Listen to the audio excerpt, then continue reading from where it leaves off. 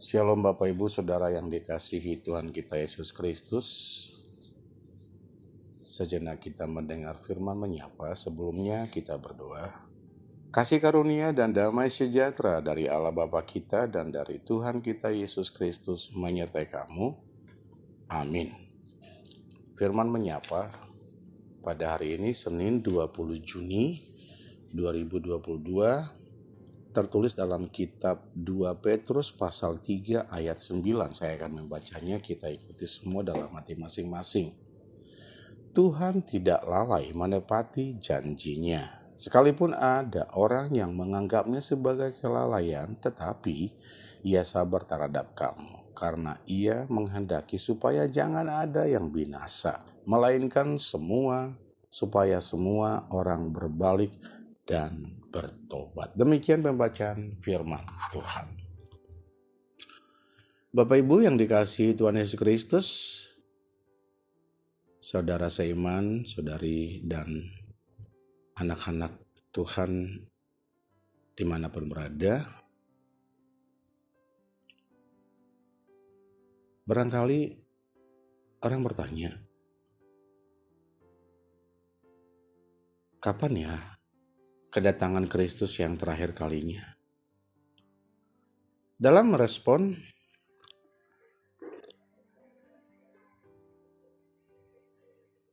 hari Tuhan yang kita sebut dengan hari terakhir kalinya,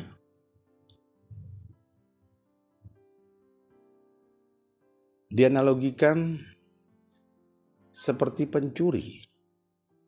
Masa sih pencuri datang ke rumah seseorang ngomong duluan, saya mau nyolong ya ke rumahmu? Ya nggak mungkin lah. Artinya kita tidak tahu kapan. Namun untuk menanti hari Tuhan, dengan menanti langit dan bumi yang baru, agar kita berusaha tidak bercacat dan tidak bercela pada saat kedatangannya. Kesabaran Tuhan adalah kesempatan bagi kita untuk mendapatkan keselamatan, serta memahami segala perkara yang sukar kita mengerti. Ya, sebutan klasik masih terngiang-ngiang mungkin di telinga kita. Menunggu suatu pekerjaan yang membosankan. Namun dalam nas ini, menunggu adalah kesempatan untuk memperbaiki diri hingga hari kedatangannya. Bapak Ibu Saudara yang dikasihi Tuhan Yesus Kristus, ada beberapa poin yang akan kita lakukan dalam menunggu kedatangannya.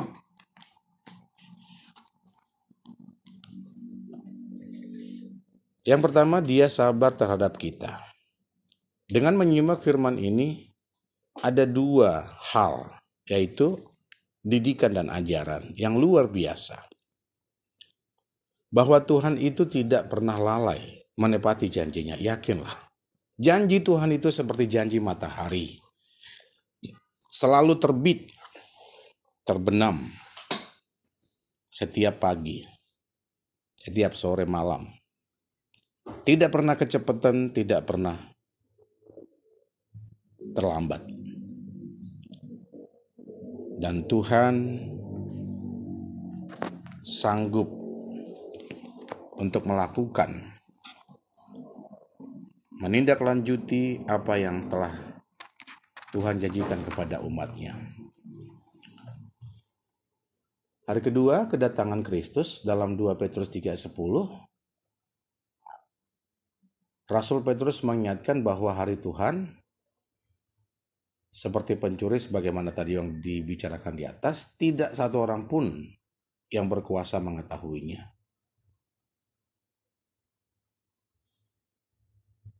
Namun Rasul Petrus menunjuk tanda-tanda alam yang sangat dahsyat.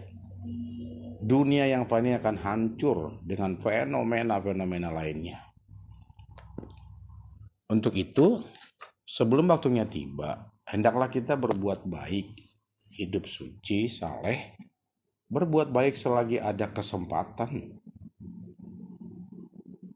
Lakukan yang terbaik dengan penuh rasa takut akan Tuhan. Jangan menyia-nyiakan waktu. Hidup ini hanya sekali. Isilah dengan kehidupan yang baru dan bermakna untuk kemuliaan nama Tuhan.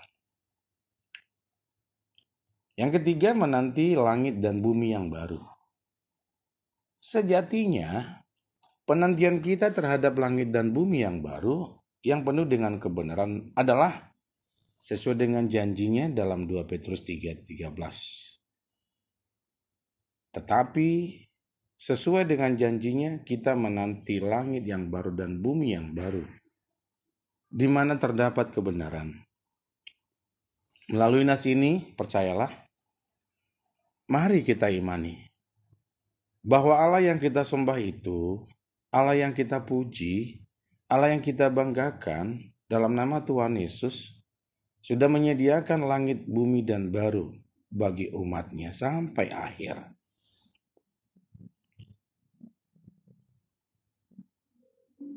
Nomor 4. Berusaha tak bercacat dan tak bercela. Dalam 2 Petrus 3:14, sebab itu saudara-saudaraku yang kekasih, sambil menanti kedatangan Tuhan, kamu harus berusaha supaya kamu kedapatan tidak bercacat dan tidak bernoda di hadapannya dalam perdamaian dengan Dia. Dengan cara apa? Yaitu dengan menjauhkan diri dari nafsu dunia, kejahatan-kejahatan dunia. Hidup sucilah. Menjadi pelaku firman dalam kehidupanmu. Nomor 5. Kesabaran Tuhan adalah kesempatan bagi manusia. Secara duniawi, kita sering mendengar bahwa sabar itu ada batasannya. Namun yang menjadi pegangan bagi kita, yang teladan bagi kita, bukan apa yang dikatakan dalam keterbatasan dunia itu. Karena Tuhan tidak pernah terbatas untuk sabar dengan kita.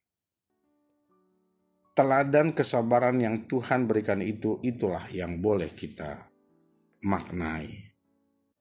Kita harus lebih sabar dan sabar lagi. Karena Tuhan penuh bersabar lebih dahulu terhadap kita. Kesabaran Tuhan tak terhingga pada umatnya. Demikian juga kita berharap kepada Tuhan agar apa yang Tuhan inginkan dalam kedatangan yang terakhir kali, boleh kita meraihnya dengan iman, pengharapan, dan kasih kepadanya. Amin, kita berdoa. Bapa, dalam nama Tuhan Yesus, berterima kasih untuk firman-Mu yang menjanjikan kepada kami langit yang baru dan bumi yang baru dikala kedatangan-Mu yang terakhir kalinya. Terima kasih atas kebenaran firman-Mu, agar kami senantiasa melakukan yang terbaik. Dalam perumpamaan 5 gadis bodoh dan 5 gadis pintar, kami ingin di pihak yang bijaksana, sehingga harinya tiba, kami ikut serta menyambut kedatangan-Mu. Terima kasih. Kami serahkan seluruhnya, sisa 1 hari ini hanya beraktivitas ke dalam tangan pengasihan-Mu saja. Berdoa buat seluruh jemaat Tuhan yang mungkin dalam keadaan duka karena ditinggal orang-orang terkasih mereka.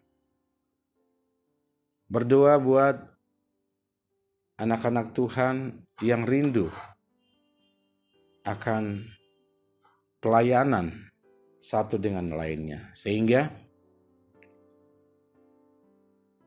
kami memberi diri kepada Tuhan. Mampukan kami menjadi pelayan-pelayan kecil dalam kehidupan kami. Berdoa untuk bangsa dan negara kami. Berdoa untuk pemimpin agama kami. Biarlah senantiasa Engkau boleh berkati mereka. Kebijaksanaan mereka senantiasa menjadi pertanggungjawaban kepada sesama manusia, juga kepada Tuhan. Terima kasih Bapa di surga. Pribadi lepas pribadi, keluarga lepas keluarga. Biarlah Tuhan yang selalu menjaga kami. Dalam Kristus Yesus kami berdoa dan mengucap syukur. Amin. Shalom. Selamat beraktivitas. Tuhan Yesus memberkati.